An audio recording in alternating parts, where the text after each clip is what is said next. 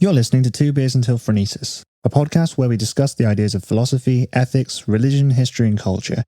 Alongside regular guests and friends, we discuss some of life's big questions over a few beers. Enjoy.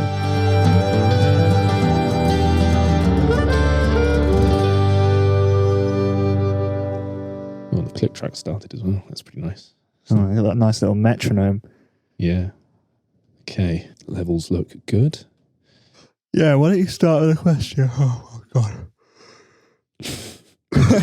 Are you quite tired? Yeah, I don't know why. I honestly don't know why. It's probably my voice because I'm speaking very relaxed, putting you to sleep. Yeah, why don't you start with one of your cool questions, and then we can talk about the meaning of life. So I suppose if we're broadly going to be speaking about meaning, it makes sense to start off with just asking you, I guess, what is your relationship with meaning? Or more specifically, do you find life to be meaningful? Well, yeah, I think there are some things that seem more meaningful than others, but pinning down exactly the essence of what is meaningful is something I find increasingly difficult, actually. I think if you'd have asked me a few years ago, I probably would have been able to tell you. You think you would have been more confident in your answer? Yeah, I think so. But I think that would have been naivety speaking. Right. Does this come from a sort of almost definitional standpoint where it's more the metaphysical idea of meaning becomes somewhat confusing when you start thinking about it? Or is it more that in the context of, say, existentialism or something like that, you don't necessarily find yourself comfortable with any of the particular viewpoints? Yeah, well, I think that meaning in a sort of traditional sense is a nonsensical kind of thing in the modern world, and increasingly so in like an age of anxiety. So I think that the ways in which we would have found meaning in the past, they certainly don't speak to me. They're like religion and big grand narratives and things. And as it becomes more personal, I think it's a harder thing to pin down and define. Right. So you would say as meaning becomes sort of less universalized, let's say, or grand narrative, as you put it, do you think that it kind of, as it becomes more existential and more about finding one's own meaning in life, you think that sort of subjectivity in there kind of erodes away at the tangibility of the word itself? Or yeah, well, I think definitionally in the past it relied on some kind of, well, a fiction metaphysically, but I also think conceptually it was just I think we might have talked before about this whole idea of, even if the is of religion is true, even if the facts are right about gods and whatever, just because there is an apparent design or intent, a teleology, of some, or there's like an intent of some figure, it doesn't imbue meaning or worth by definition. You know, you hear it quite a lot when people try and proselytize and talk about religion. You hear the is all the time, but you never really hear a clear ought. And you know the is flawed, but you never even really hear the ought. You never hear why should you do anything? Right. I mean, I would say that perhaps in the context of religion, what they mean is that the ought is kind of one of the universals, in the sense that it's any sort of, and often it'll be in the form of, say, like a commandment from God in a religious text or something. It would normally be some kind of direct universal that would be translated from something to an ought. Yeah. And that's kind of like an easy step, rather than saying like, necessarily having some ontological is. Often religion will just skip that and just go to, you ought to in a certain sense. And then instead of sort of consulting whether, or criticizing whether that necessarily has some kind of attached ontology or reasoning for it, it's more just like the ought is of itself. It's a universal in the grand narrative sense, and the grand narratives are based around these oughts, as opposed to them sort of being these separate things that need justifications. I don't know. I guess the way I kind of think about it is like, okay, so there is a commandment, but just because God's saying it doesn't necessarily mean that I then ought to do it. Because often the example I kind of like to bring up is the whole, so he's the designer and it's the plan, which is cosmic. It's written into the universe. It's like, in some sense, immutable or innate. Yeah. But I mean, you could make the argument with AI or cloning a human that humans could create life and even design that life. But even then, that life is not bound to then do. It can certainly choose it and feel indebted. So I guess that's an ought, but it's not the truth. Right. It's simply it's a choice, and it's not often presented as a choice in the religious context. Yeah, and I think here you're thinking like a realist, like a materialist, and I think that's the same sort of way I think most people would probably think about it from the outside. But I think what's actually happening, and why it is a bit different is, and why obviously that form of analysis I think works, and I think that's how I think we would approach the same thing. But I think to the person who is imbued in faith and finds meaning from faith, they would argue that the reason or rationale is of the fact that is of one of these universals. So it's like they're one and the same, right? It's like the ought need not have a why behind it. It's like it just is a universal in and of itself. It's like it is part of the the ontology of their God or whatever else. Yes, yeah. Yeah, so it's like the concept of having a reason why is kind of that's almost like a different kind of reasoning. Yeah, faith doesn't really need a reason. I guess I totally understand that. So yeah, I guess that's just my personal perspective. If I was speaking to someone who was trying to proselytize, that would be my sort of like, can you not understand where I'm coming from in this? It's like because I have had that a few times before where people have been like, well, thou shalt, God, and you're just like, well, that's not really. Yeah. Can you, like, as an atheist, can you kind of not respect that I'm not hearing an ought? Yeah. Well, you approach it from that almost Socratic perspective, right? You want to question why, you want to find out the reasons, the genesis of why these things are. And I think largely a lot of the reasoning is sort of itself. And this is part of the issue and why there can be just this massive epistemic gap between how someone who seeks meaning from religion maybe thinking about how they justify their oughts and why they find meaning in something compared to someone who has to, reason in a reductionistic sense down to the reasons for why this ought may be, if that's, again, even possible to sort of, touch on the, Hume's fallacy, the gap between is and ought in the first place, which is probably the ultimate bane of any reductionist trying to get to the bottom of ethics, right? Yeah, yeah.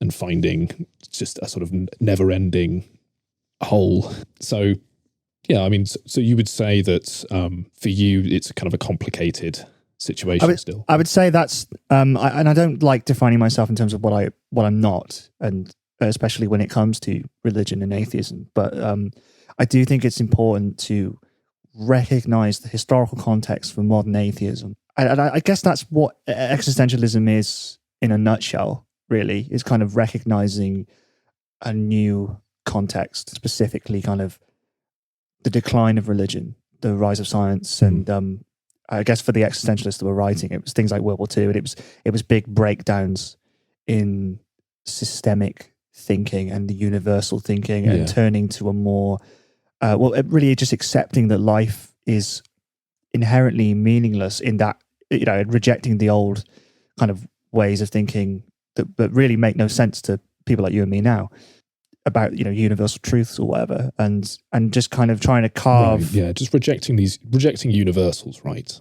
I would say more specifically than because obviously the meaningless aspect of it would be the sort of nihilistic end of the existentialist tradition, but it's like you said, I think it is sort of stemming out of this skepticism for universals and this post-enlightenment way of thinking about one's place in the universe, and also taking like the state of suffering and things like that and trying to make sense of it and trying to make sense of the chaos that is life. And I mean, I was always very confused by existentialism until I sort of realized it's a very loosely based historical thing more than necessarily like a gun and a proper like locked down definition for how someone should talk about meaning. Like within existentialism, you have a huge range of different thinkers who, from all sorts of beliefs. Yeah, it's a context and an attitude as opposed to any sort of real, set thing. Yeah.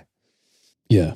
Yeah, no, so you would, you'd say I mean, if I was to just say, like, you wouldn't self-describe as a nihilist, or No, I realize, obviously, when I just mentioned the meaninglessness of the universe, that so perhaps not accepting that as a given, but at least recognizing the challenge of nihilism, to recognize that it is a sort of a real thing. I've actually got like a little question.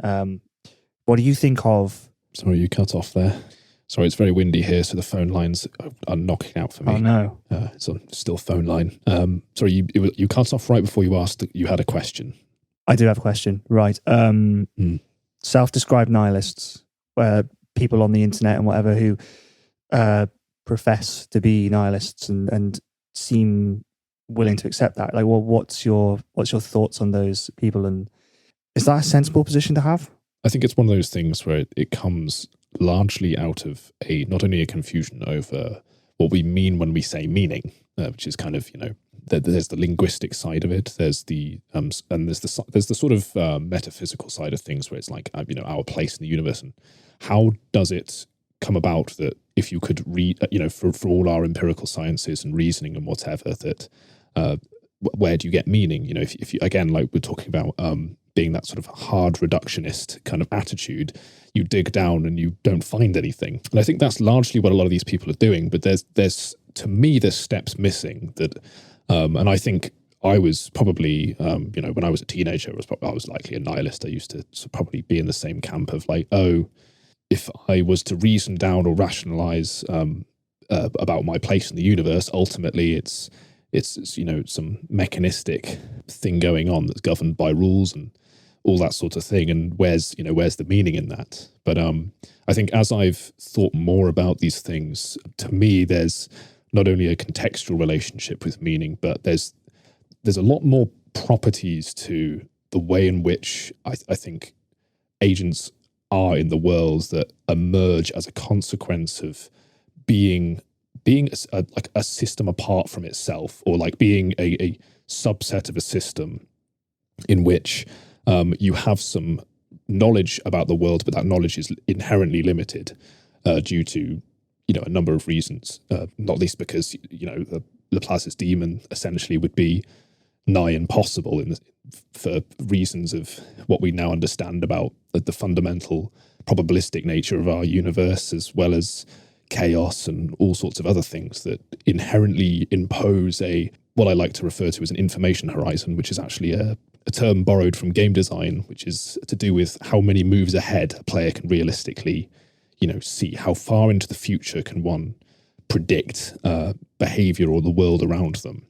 And that sort of inbuilt barrier is kind of the landscape in which meaning kind of emerges, since it doesn't necessarily matter how much of a clockwork device or a probabilistic machine you are. Ultimately, there is no choice you can make that will be aware enough of both your own internal state and the state of the world that you could ever cheat this system.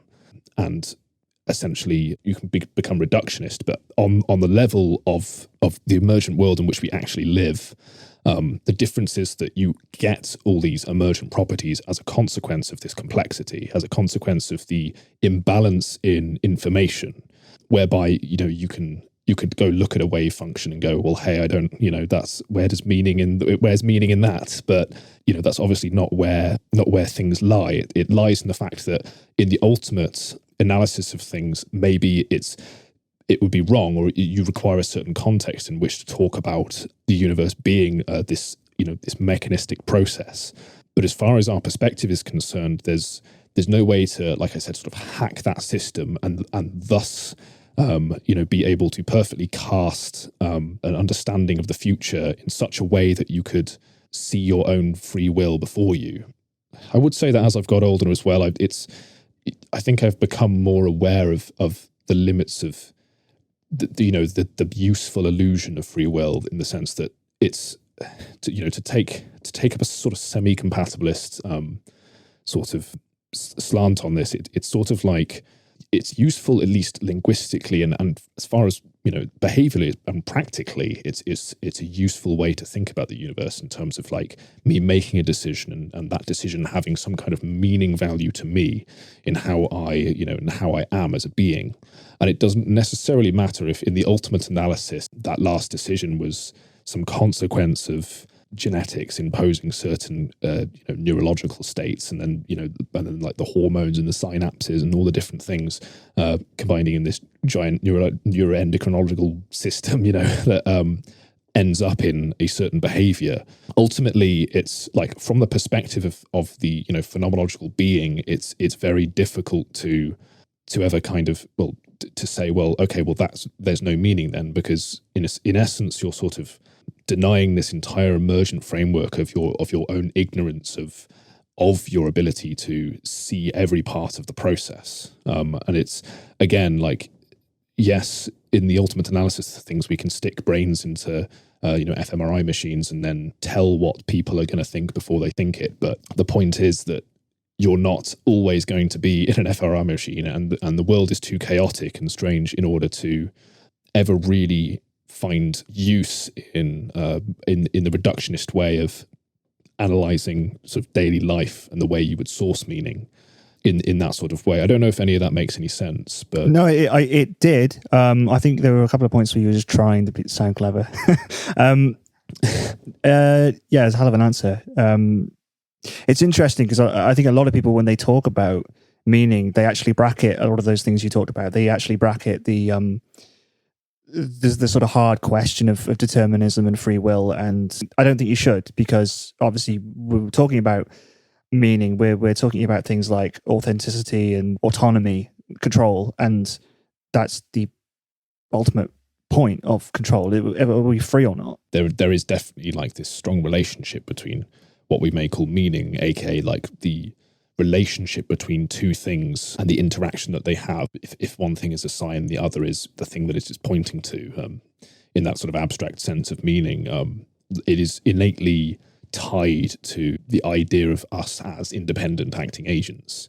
And in that sense, I think that's where you kind of recover some sense of meaning for me from an analytical perspective. Basically, it's how I get back to it, and I think that's how you can construct.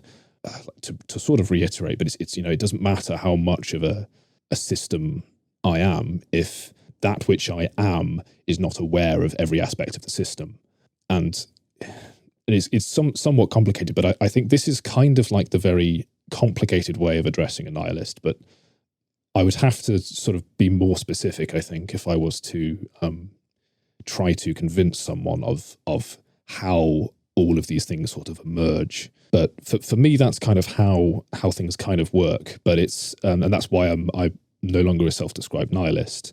One thing I have found interesting is that, and this is completely conjectural, but in my experience, like one's attitude towards meaning and their place in the universe seems very much tied with their neuroticism, which is perhaps a lot of existentialists and a lot of nihilists are not necessarily the happiest people, and I do wonder if there is to some degree a feedback loop where you reject meaning itself, and in doing so your life becomes more difficult and less meaningful. And perhaps we've sort of somewhat talked about grand narratives before, but even outside of the context of religion, there's a weird feedback loop between belief and believing in a grand narrative of some sort, and also having a reflected change in your mental state that leads to a different outlook, and vice versa, where you can say become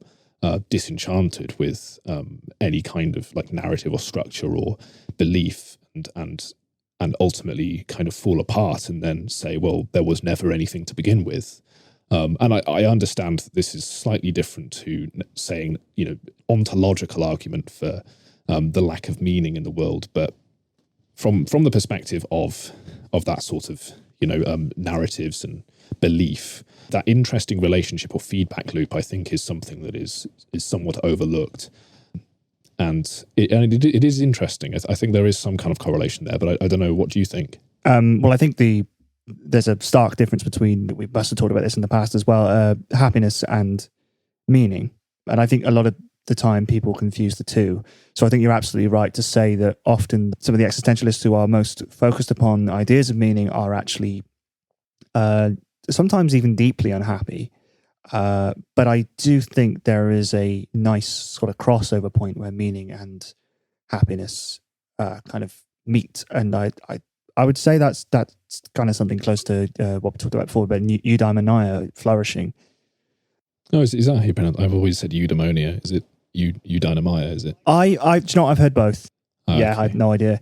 So yeah, off the back of that, kind of, you know, meaning being related to truth and the idea that there's kind of more to existence than pure bliss. Because I think you mentioned before about the cocaine addict who just shoots up every time. That's an idea very clearly of happiness without meaning.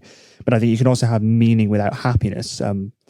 Thinking about like Viktor Frankl or anyone who's experienced like massive tragedy, or podcast I was listening to earlier uses the example of like a concentration camp. It's like there's a very clear idea of meaning in some cases with that, but to say it's happy is absolutely incorrect. Obviously, there's nothing further from happiness that I can imagine. So I think there's something in the idea of meaning being related to strife or struggle, or at the very least, and this is where I think they cross over happiness and meaning, is the idea of pursuit. But I guess I'm talking about it in more of a day-to-day idea of meaning. So yeah, off the back of that tangent, you've obviously heard of the experience machine thought experiment. This is the hedonism sort of argument. Yes. So yeah, the pleasure machine is normally what I've heard it. Yeah. Yeah.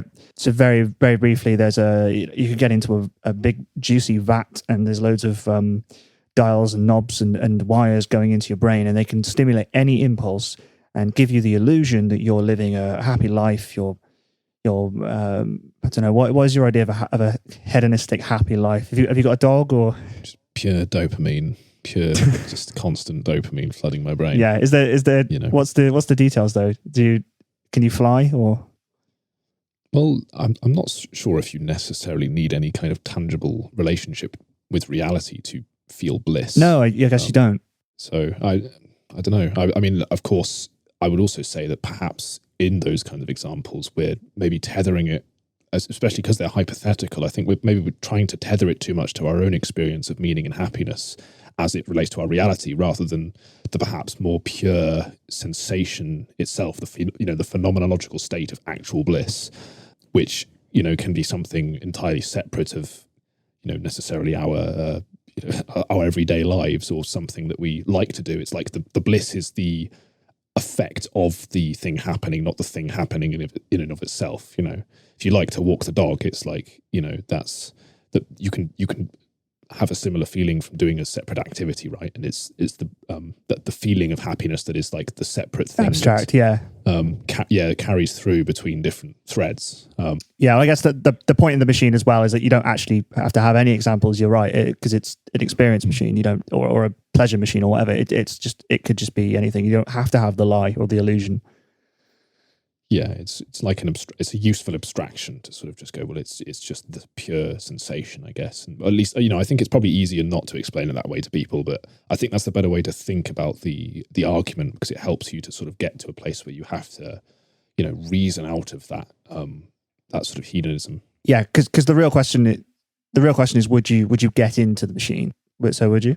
Yeah, I mean, to be honest, yes, but it's that's not the right answer, is it? But yeah, and it's one of these things where I'm working on trying to figure out why I shouldn't, and it's one of those things where I'm perfectly aware of that contextual difference. You know, that as the Greeks put it, you know, we said eudaimonia or eudaimonia, as you said. The idea that it's something more pure than necessarily one particular sensation, and I think perhaps we have a limit in our linguistic way that we speak about emotion, in the sense that we require some end of the spectrum or graph in which there is some emotional state that is achieved, whereas in reality, perhaps our phenomenological existence kind of exists in this flux of a lot of different states, in which we kind of interpret, let's say, the asymmetry between different states as part of the experience of being blissful and happy. And what I mean by that, to try and ground that a little bit easier, is so if you were to be purely blissful, without the context of what it means to not be in pure bliss, it almost kind of, the idea of bliss itself may no longer make any sense. There has to be a kind of dialectic to inform the middle ground kind of thing. Like you can't experience, you need a reference point. Right, yeah. And I mean, obviously that may not be the case, and it may be perfectly, neurologically or whatever else physically possible to induce that kind of state, and there would be no limitation on it. But it's hard to say. Like, would someone who has had no difference in experience, maybe it does have to be a landscape, or maybe that's completely false. And I think perhaps, if nothing else, that doubt might stop me from entering the machine. But of course, I mean, it's a hypothetical machine, and it's always difficult with hypotheticals, because my first questions would always be of the physical nature, of the ontological nature, of the how does the machine work, what is it doing to my brain, what is it doing, and in therein you would try to seek the answer for what you might expect. But if, of course, at the hypothetical extreme, you almost have to question if it's even if it's even a sensible hypothetical to make, or whether, like I said, it may just simply be the case that in reality, this flux of experiences that we go through is what gives bliss its state. It's what gives bliss its sensation. Is the contrast is the word I'm looking for between the different states. And for me, that's kind of where I find it very difficult to answer that question.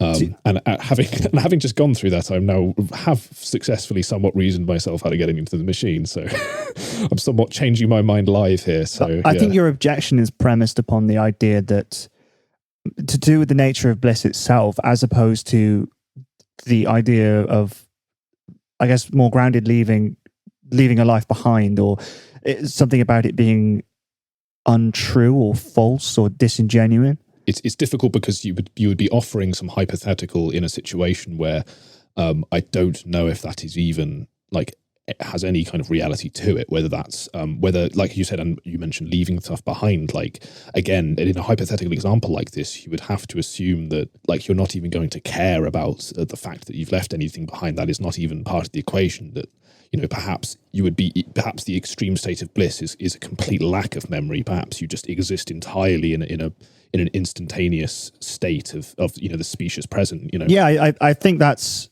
the idea. But the idea is knowing what you know now. Never mind what you would feel once you were in there. Let's just say, I guess it is just not a real concept, right? Is it? Once you get in, it's not perfection. That's what I mean, what is that? Yeah. The more I dig into and parameterize it, the more I feel like it's as a hypothetical. Yes, I would jump in, but I just feel like, again, because it's a hypothetical question, it's not a very useful answer, because if you were to wheel out a machine tomorrow and say, do you want to get in, it makes bliss, then that would be very different, because that would be a physical, real thing that may have a whole load of complications to it that we may not, we may not know about beyond just the pure release of chemical bliss that goes on in the brain. There's a physical process there that leads to things. And of course, this is taking the a sort of physicalist perspective on things and the relationship between the brain and the mind, I guess. But that's, that kind of is my assumption that I would make. I wouldn't want to make any other kind of assumption. So it's yes, I would in the hypothetical, but no, I wouldn't if there was any kind of reality to the question. So yeah, I suppose that's probably my answer. It's interesting. I've never heard anyone actually say they would. Most people would say absolutely not, because right. But I would say because they're answering from the perspective of reality, right? as opposed to the perspective of a hypothetical, which is perhaps indescribable. And of course, if if there was a physical reality in which the exact thing that you were hypothetically describing was possible, then sure, okay, I would jump in. But my doubt as to that being any kind of realistic, object is too high. So I used to describe myself as humanist, and a lot of the time I still do. Part of the reason why I don't sometimes is because I don't think humanism has an adequate answer for questions of this nature.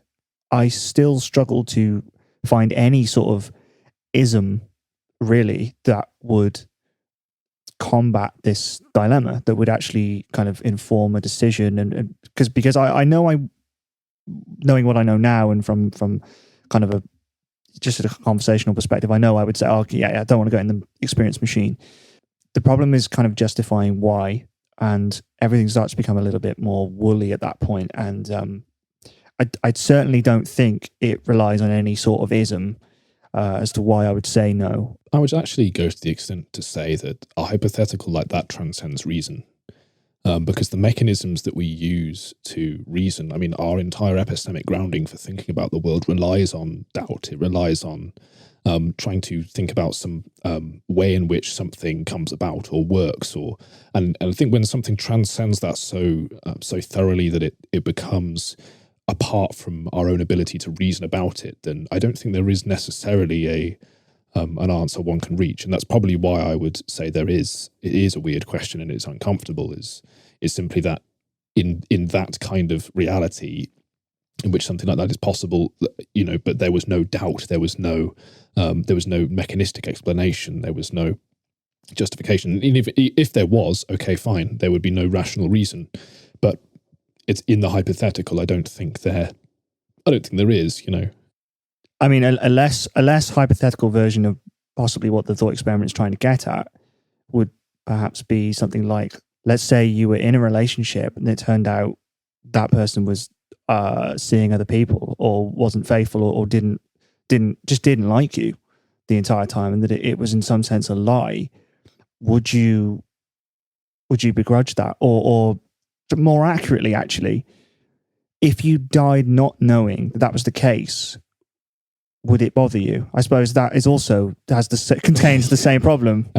Exactly, yeah. It goes beyond our rational ability to reason, because we've you're dead. Yeah, exactly. Yeah. So it's again, we're escaping the container of reason by extrapolating something into such a hypothetical domain that the real answer is, of course, no. But then, of course, you only have to say no. But then, if you tried to ground it in reality, there would be far more. If you were a ghost suddenly after you died, well, then it would be a yes. But it's like, of course, our capacity to reason about it relies on the fact that it's a nonsensical question, right? Yes. Yeah. I would say that's probably the issue. Then, I mean, you were mentioning like humanism, isms, grand narratives, this sort of thing, and constructing meaning from that. And you mentioned that you haven't necessarily found you've always sort of fallen out of love with any sort of isms and any of these kinds of narratives or whatever that you can collectively kind of hold on to. Do you feel like that's kind of leaving a hole in your life, or do you feel like it's sort of liberating or freeing in some sense?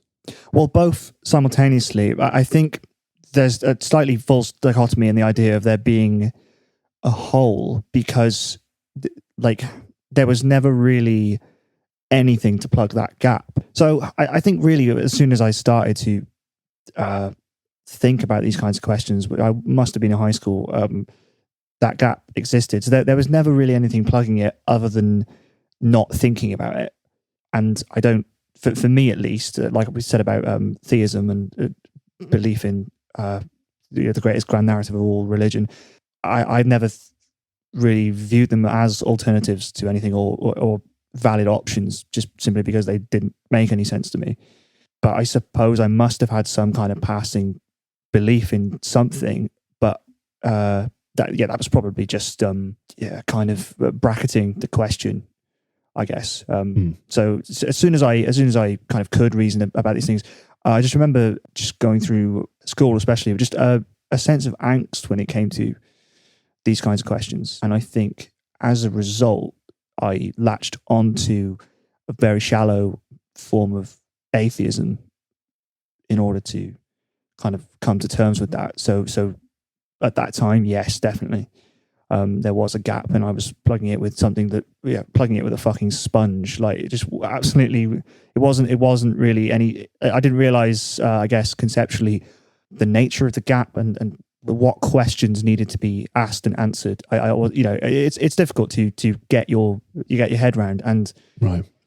Coming out of that into a more kind of considered approach to humanism and more embracing the pursuit of conversation and trying to work out our place collectively, and using things like, I guess, art and music and conversation and friendship to fill those kind of gaps on a more individual level.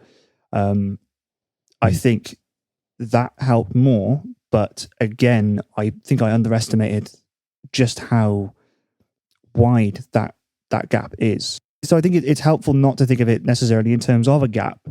That may be the best way, kind of day to day, to deal with it, because like you said, it's in a lot of senses it's freeing. And the reason I don't describe myself as humanist is just because I don't think they're even recognizing a gap. I think that they think religious people are kind of stupid, and what's the point? There's no need to be religious. There's no void. There's no problem in not believing in anything, and we don't need beliefs, because as you've experienced, they will often say things like, we're hardwired to be good. And it's right. Like, that's just palpably not true. I mean, there is hardwiring. I think that's a pretty stupid term anyway, but yeah, I think, you could make arguments for there's obviously behavioral, there are reasons, yes, programming. Yeah. There are reasons why things happen, but to say that, we are good because of some innate capacity to be good would be to also define good mechanistically. And I would go about dismantling this by essentially, you go down the ethical rabbit hole in going, well, is good in the sense in which you have a choice to do a set of actions and you choose the good one, not out of any rational reason, but out of an ethical, out of ethical reasoning, or is good just, doing the good thing in the moment? Is it the utilitarian, maximization of whatever the thing is? But this is the thing, is saying someone is innately good would be, does that mean that, does that rid people of free will in some sort of like, Platonic deterministic sense? Are we, if people are good automatically, in what way is it good? How exactly. Yeah.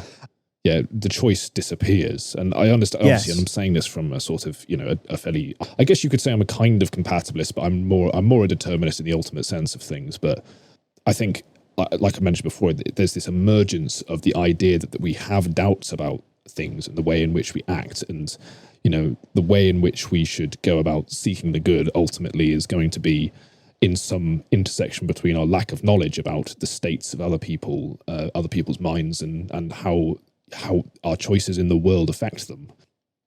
And yeah, I think, like I said, the reasoning with a lot of, to use humanism as an example again, it was doing exactly the same thing it preached to get rid of, which was, it was accepting, beliefs and things like this as givens without, necessarily rational reasons for why.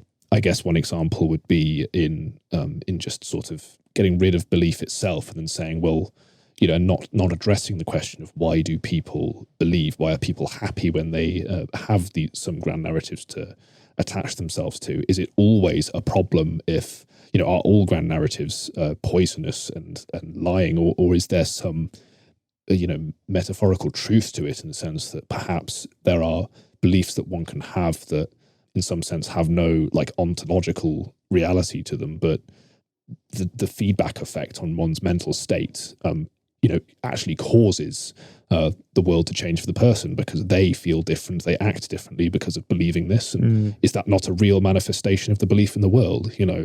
At what point is it true to say it is no longer real if it's if just the fact of a belief causes some change in the state of the world and causes some change in the state of the behavior? So yeah, I suppose when you go down to that level of analysis, it gets very complicated and difficult for people. And as such, I understand why people don't necessarily, latch onto that straight away. Or this idea that, I guess, yeah.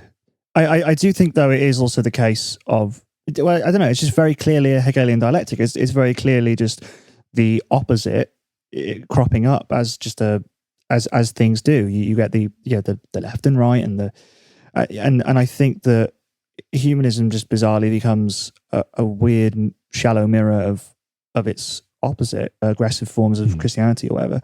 And I think just the way they approach it, I think they could be a lot more self-aware. You don't need to be an intellectual to realize these sorts of things. I don't think you necessarily. I think, yeah, when you get onto the nature of faith and things like that, I guess these questions are kind of hard. Did a podcast recently on mystical experiences and just how difficult it is to pin down what mystical actually can mean. So yeah, I guess when it comes to the details, some of these things are quite difficult. But if you're in a position where you're joining a club about atheism and being positive in the world and stuff, I don't think it's too difficult to realize that you're not actually being positive.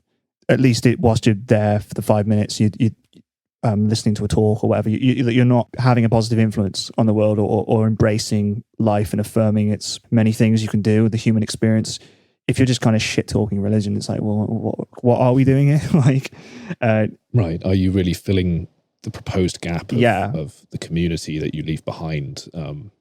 If all you're doing is going into another community that, essentially denies things but without and comes up with their own commandments, I suppose is a more precise way to put it, since that's sort of what I was seeing was.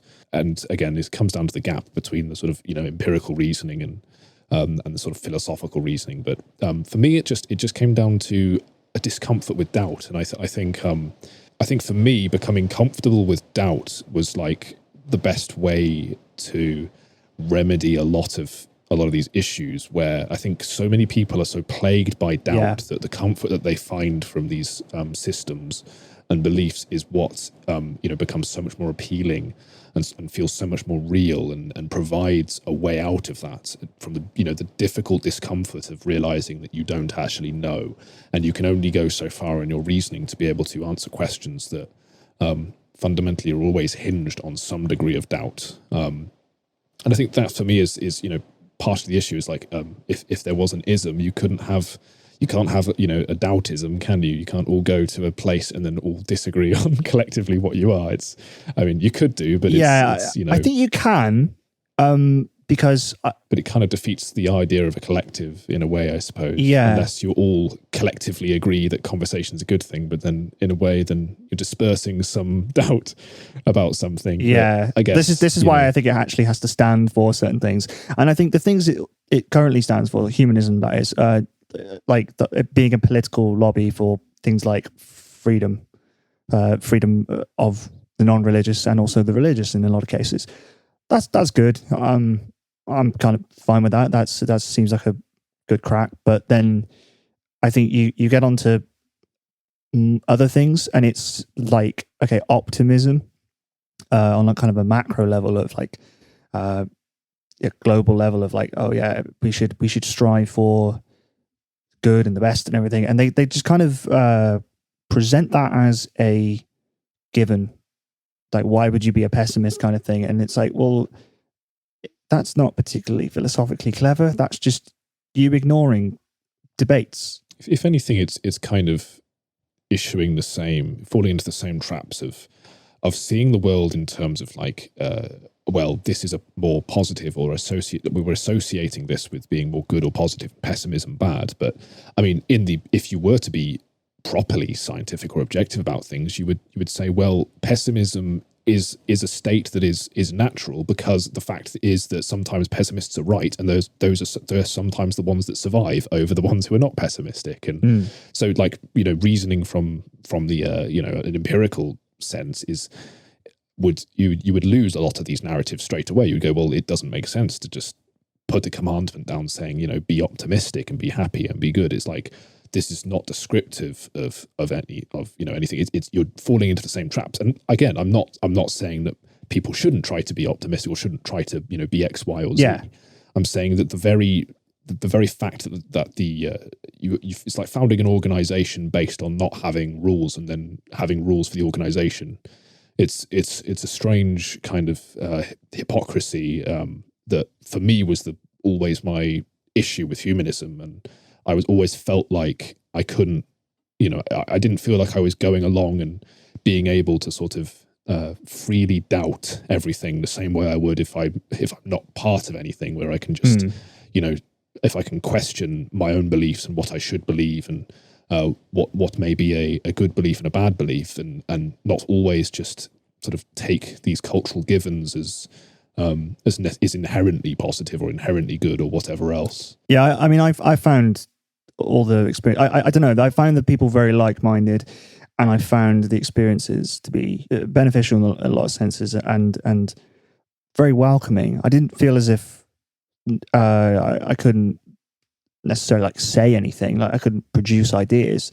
I just think that wasn't the default of exchanging ideas, and I more under the impression that was the point. Okay, so if we have these tenets, what are they, and why do we live by them? And again, people didn't really seem to want to know or understand that. And I guess some of the things that did come up, like I was saying about optimism, they seemed a little bit abstract. They seemed like there was no glue that held.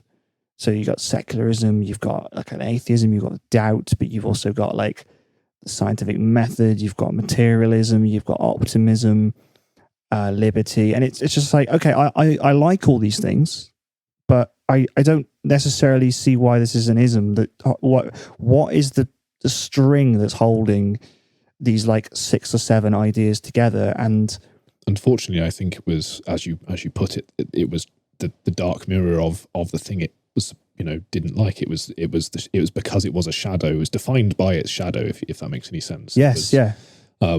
That's the only common thread was, oh, hey, I don't agree with organized religion, but I want to be part of something organized that has beliefs. And so that I think that's, it became that weird shadow, I guess. Yeah. Yeah. Well, it was seeing things that us two can definitely agree, are fucking not very nice and wrong and not good.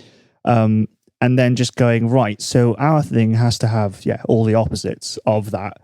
And that was the string that was holding it together. But that's just the worst fucking way to make something, because it doesn't grow organically, and there's no real sense of community or culture, from it coming from a rich historical tradition. I guess you have the Enlightenment, but you have things like Voltaire Day, and I don't know. I just don't think that's enough. And so I think the alternative, or the sort of third, this is my third time lucky kind of iteration of humanism or whatever, or because I've had the sort of new atheism phase, had the the bog standard, doing all the committee meetings, and then kind of thinking what are we all sat in a room for?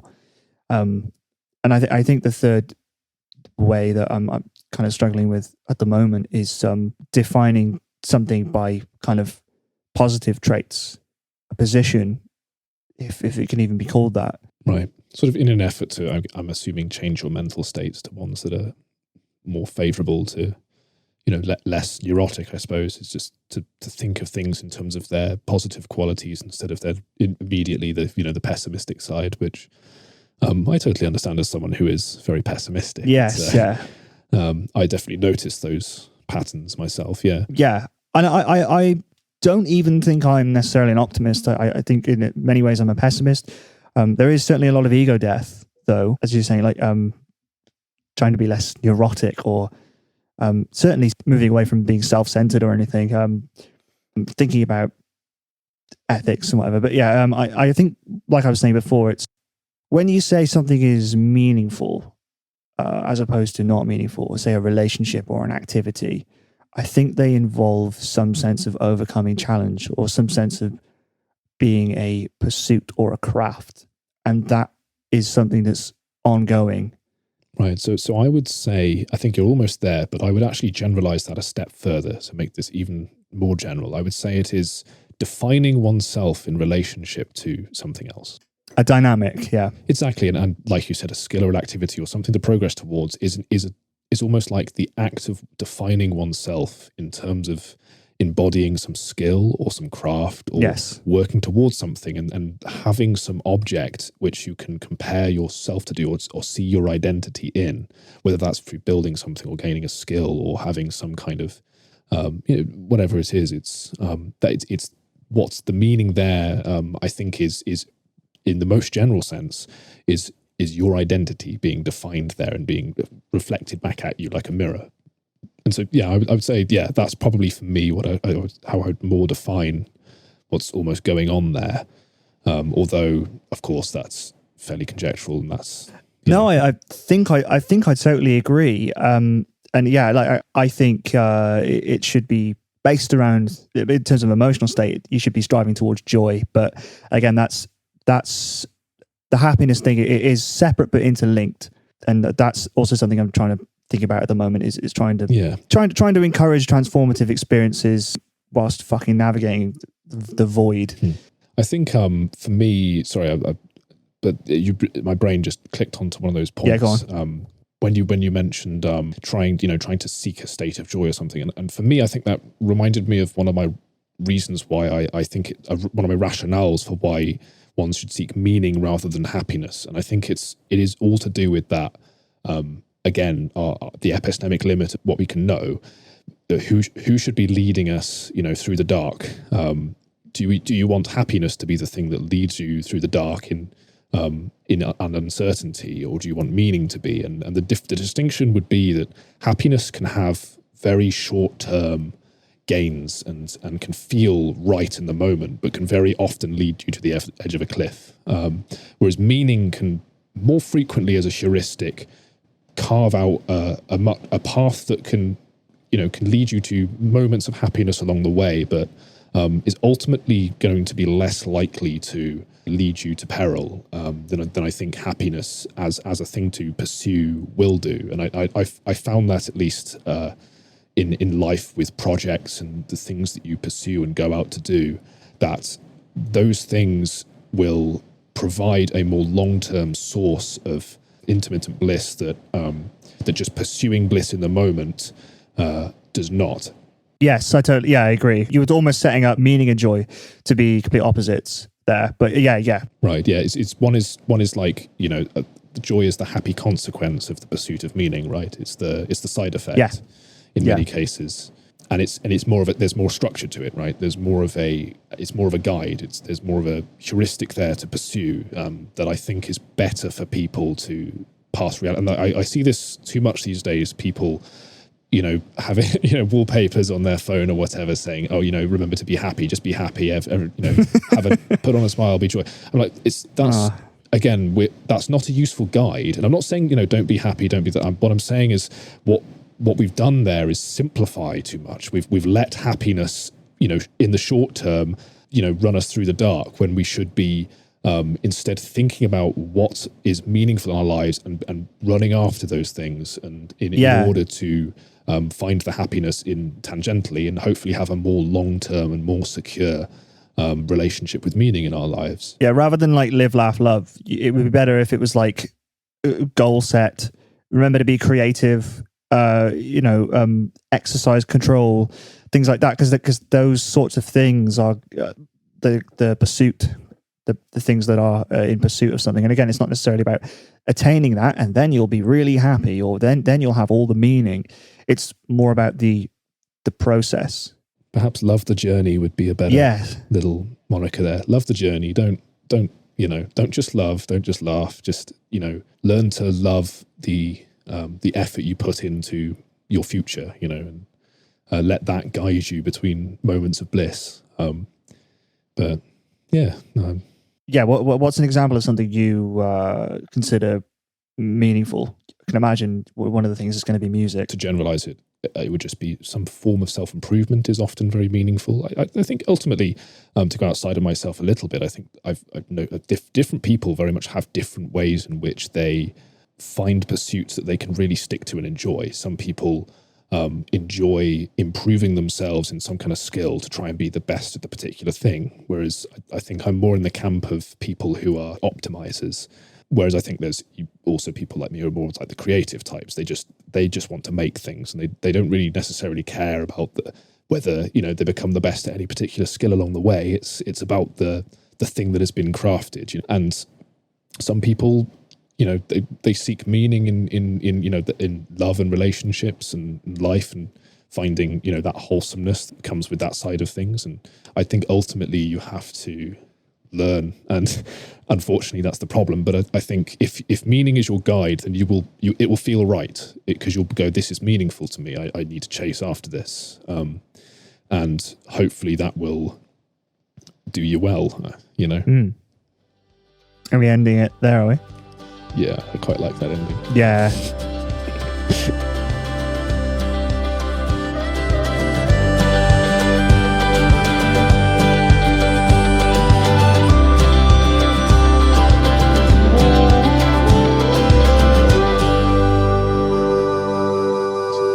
Could just be like, oh fuck it, we can't be bothered with this one. Who knows? You've gone now, mate. You're cutting out.